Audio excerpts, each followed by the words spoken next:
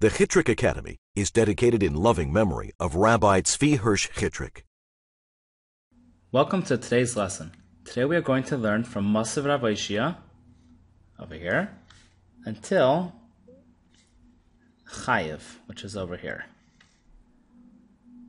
From Masav Rav Oishia. In our previous lesson, we had mentioned the machlokes between Rav and Shmuel. We said that if someone leaves an item of theirs in Rishus Harabim and did not make it hefker, it still belongs to them as their item. What is the category, what is the status of this item which is left in a public area? Rav says that it falls under the category of shar, and Shmuel says it falls under the category of bar. What is the difference whether it's under the category of shar or bar? So the difference is, if something is broken by this item that he left in Rishus Harabim, so if it's in the category of shar, and an item was broken, then the owner will be responsible to pay. If it's the category of bar, then the owner is not responsible to pay. So in the above scenario, if a person is walking in the street and his item breaks by banging into this it could be a suitcase, it could be a bag, or anything left in Rishus Harabim, according to Rav, he will be responsible to pay for the broken item. According to Shmuel, he will not be responsible. That is what we said in the past lesson. Today, Rabbi Oishia is going to ask a question on both Rav and Shmuel from a brisa. Let's see this in the Gemara. Masiv Rabbi Oishia. Whenever the Gemara starts off with Masiv, it's asking a question. So let's put a question mark on the side. Masiv Rabbi Oishia. Rabbi Oishia is asking a question. He's going to quote a brisa, which the brisa starts off with the words from a pasuk. The pasuk says, "V'nafal shama," and it fell there.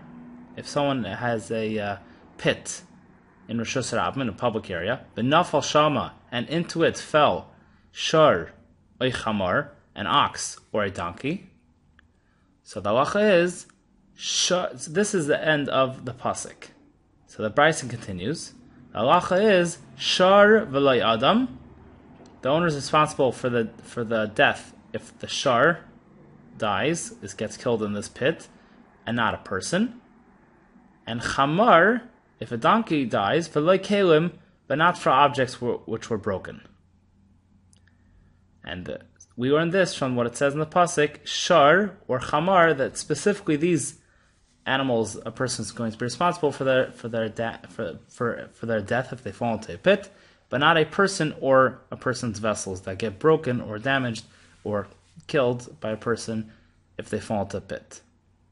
Mikan Amru, from here we learn, Nafal l'seichei shar v'kelav, if a person has a pit in Rishus Harabim and into it fell an ox with its vessels on its back, the ox was carrying suitcases or bags or vessels or bowls or whatever a person may have, v'nishtabru, and the vessels, the kelim, broke. Or another case, chamar v'kelav, where a donkey fell in with its vessels on its back, v'niskro, and the kelim, the vessels which were on the donkey's back, ripped. So the halacha will be chayiv ala behema. The owner, the person who dug this pit, is responsible for the damage or the death of the animal, who pater al kelim, and is pater and not responsible to pay for the damages of the kelim that ripped or broke. This is the first part of the brisa. This is the reisha of the brisa. It's the first part of the brisa. So let's make a reish over here, so we know this is the reisha, a reish, which means the first part of the brisa. Now the seifa is going to start from here, right over here from the fichach. This is where the seifa, the end of the brisa, is going to start. Now from here to here, the brisa, we're going to mention, the brisa says a statement, and we're going to ask on the statement of the brisa. The brisa continues, Halama zadaima. What is this compared to? If a person is with his shar and it falls into a pit with its vessels, so he'll only be responsible for the death of the animal, not for the kelim. What is this similar to? This is similar to if a person left in a public area, like we mentioned in our picture. If someone left in a public area, let's continue the Gemara, either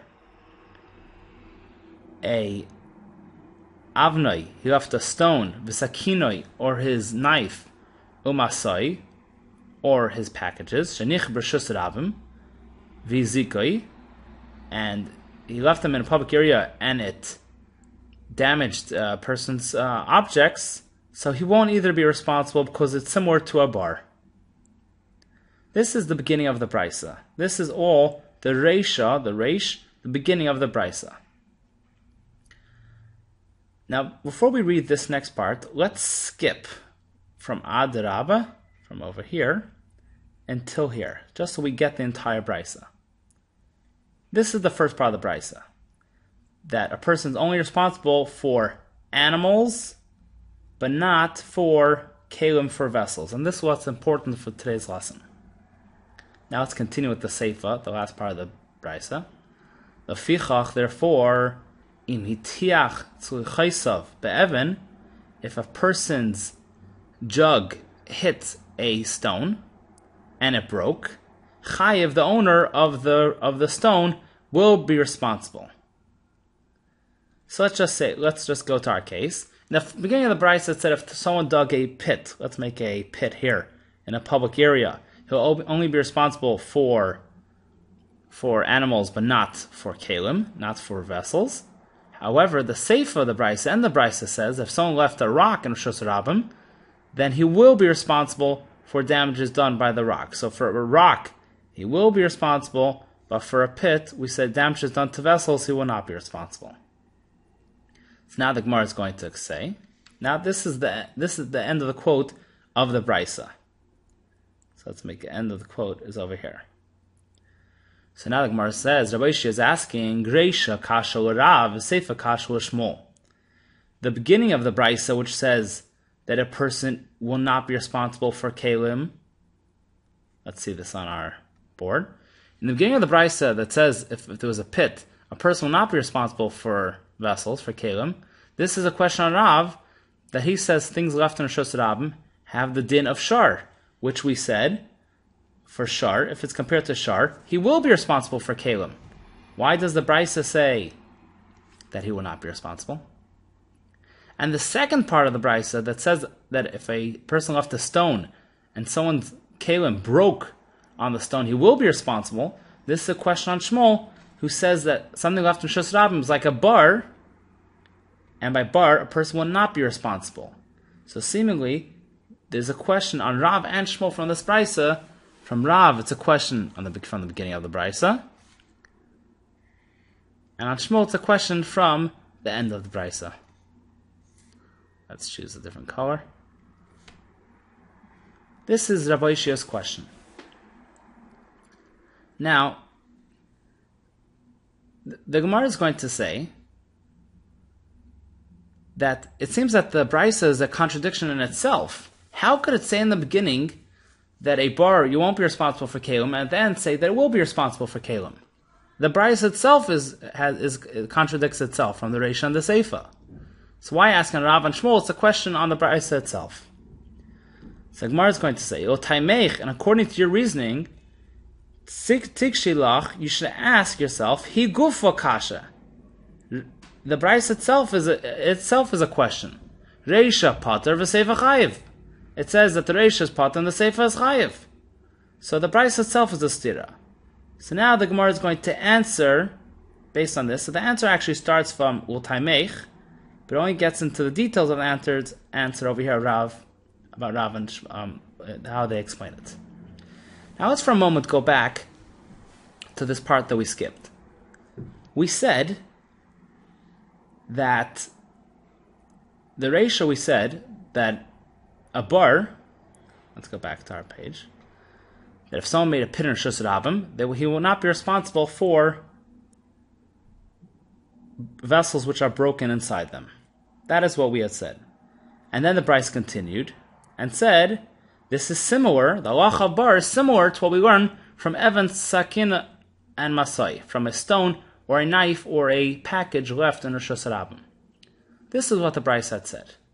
That bar is similar to these, to Evan, Sakin, and Masai. So the Gemara is going to ask, you don't say that bar is similar to these halachas. The only way we know these halachas are the person only responsible if an animal gets hurt, but not for vessels, is from bar. The Torah only speaks about the case of bar. All the other things we learn from bar. Not the other way around, that we learn bar from the other things. I'll give you an example. From milk, we have many good things. We have cheese is made from milk, milk ice cream is made from milk, and a milkshake. They're all made from milk. You don't say that milk is similar to these items or comes from these items. You say these items come from milk. So the same thing is with bar and these things as well. We learned that Avnei Sakin Masai is only responsible for an animal and not for Kalim from a bar. Not that bar is similar to these. Why does the Brisa say that bar is similar to these items? That is the Gemara's question. So let's go back to Halamaza Daima, the dot over here. The Gemara says, Halamaza Daima, what is this compared to that a bar will be chayiv for animals and pot for kelim? For a stone, a knife, or a package which was left in a public area, viziku, that they will also be responsible only for the damage of animals and not for kelim. So Gemara asks, Adarab, on the contrary, it should have said, what is compared to bar?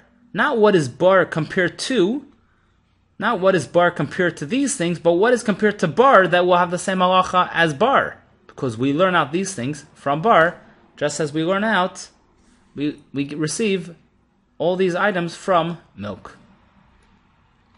So Gemara says, you're right. Let's change what it says in the Brisa. It actually says, Elamai demlazeh, what is compared to a bar? Avniv, skin masai, shenichem b'reshus rabim viziku.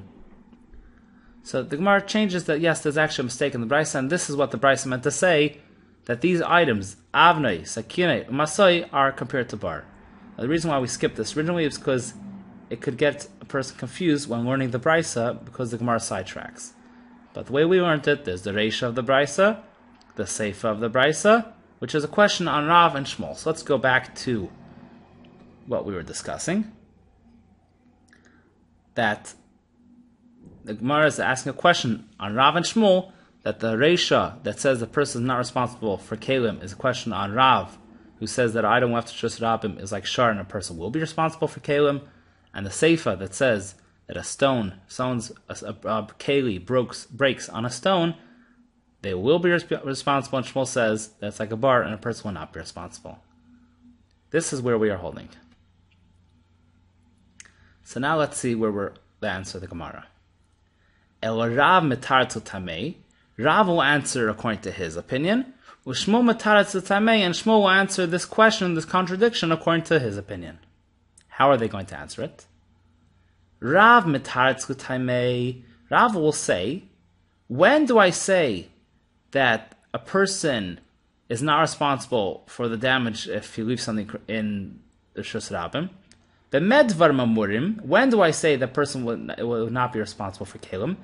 Kishif kiron, when the person makes his item hefker, he says, I don't own it anymore, then it'll be like a bar and he will not be responsible. This is Rav's shita, that if a person makes this thing hefker, then he will not be responsible for it. And this fits with the Reisha of the Brisa. However, the Seifa that says a person will be responsible if it hits against a rock, this is a case where he did not make his item hefker and he will be responsible. So the Brisa fits very well according to Rav. Let's read that inside. Rav Matarza Tamei, that Rav will explain according to his reasoning, that B'med Var Mamurim, when do we say that person will not be responsible for a keli that breaks? Kishifkiran, if he made his items that he left, hefker, ownerless. Aval lo yifkiran, but if he did not make his items ownerless and he still owns them, chayiv, then he will be responsible, because as the din of shar, that he will be responsible for kelim. Alafichach, hitiach tzluchaisav be'evan chayiv. Therefore, if someone grazes or breaks his tzluchaisav, his jug, on a stone, he will be responsible because the owner still owns his item, so as a din of a shar. This is how Rav answers this contradiction of the Brisa. Ushmuel matarza tamei, and Shmuel will answer according to his reasoning that the ratio works according to him, because he says an item left in Shus Rabim has the status of bar that a person will not be responsible. Hashda de amrit avnei sekin masai keboide dami. This that the Brisa had said that avnei sekin masai are like a bar. So Rabbi Yehuda de machayev aniske kelim bar. There's opinion of Rabbi Yehuda that he says that by a bar a person will be chayev on kelim. And therefore, if someone broke something on a stone, which we just said a stone is like a bar, he will be responsible. What does this mean? Let's go to our map. We had learned earlier the difference between bar and shar is that a shar is responsible to pay for kelim and a bar not. This is the general rule which most people hold. However, there is Rav Yehuda who holds that even by a bar, the owner will be responsible to pay. So Shmuel is answering, that the Reisha, when it says that the bar has that it's a din of a bar and it's not responsible to pay, that's generally what most opinions hold. However, the Seifa, the second half of the Braisa, is according to Rav Yehuda, and he says that a bar is chayav v'kelim. So it's a different opinion. The Reisha is referring to a case where everyone holds a regular bar, that person is not responsible to pay for a kelim.